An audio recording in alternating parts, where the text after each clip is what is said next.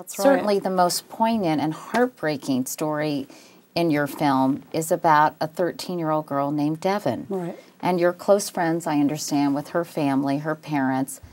This just broke my heart. Yeah. This little girl, outstanding little girl, which, by the way, it doesn't matter whether she was outstanding or not. Can I just say that? No, that's right. She did poorly in a math test, got an F, AP math, right? Right. And she ended up taking her own life.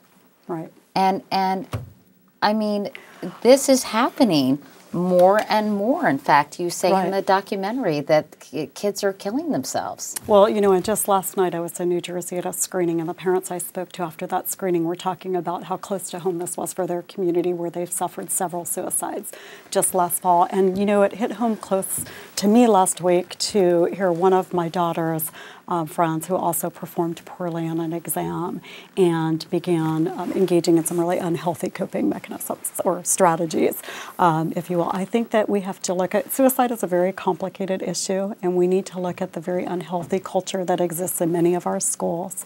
And we need to remember that our teenagers, their bodies and minds are still growing and developing, and it's the wrong time to give them our unbalanced adult lives.